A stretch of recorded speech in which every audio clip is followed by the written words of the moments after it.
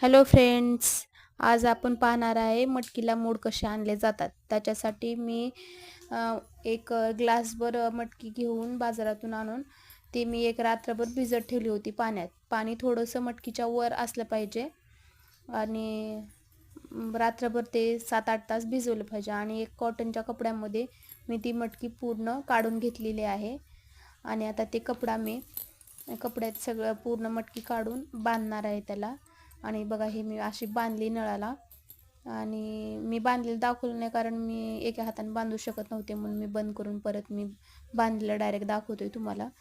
आणि बघा ही आता ही मटकी बांधलेली अशी पूर्ण एक रात्र आणि एक दिवस ठेवायचा.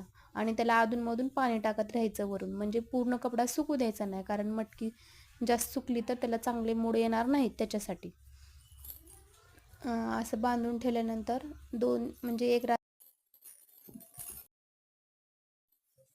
असं एक रात्र आणि एक दिवसभर त्याला बांधून ठेवायचं. आणि नंतर असंच प्रकारे आपण वाटाणे, मटकी, परत छोले, हरभरे, असं काळा चना कुठलेही बांधून ठेवून आपण त्याला सहज मोड आणू शकतो. आणि बघा मी आता ही एक रात्र आणि एक दिवस तर नाही, मी एक रात्र एक दुपारपर्यंत ठेवला असं. तर आता आपण त्याला कशी मोड आले ते बघू. मी सोडून घेते आणि तुम्हाला दाखवते कशी मोड आल्यात त्याला. एक चांगले असे मोड येतात आणि ते एकमेकाला चिटकत नाही, एकदम सुट्टे सुट्टे असे मटकी झालेली असते. बघा ते मी सोडते आणि मी तुम्हाला दाखवते कसे झालेत ते. बघा ते आता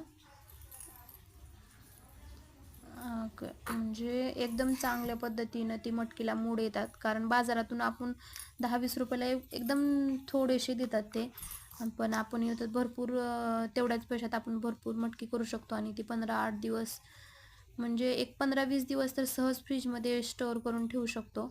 बघा मी आता एवढी सारी मटकी केली आहे. त्याच्यामध्ये आता मी असल्या एअरटाईटच्या डब्यात घालून फ्रीजमध्ये ठेवणार आहे. ती आरामशीर 15-20 दिवस राहते.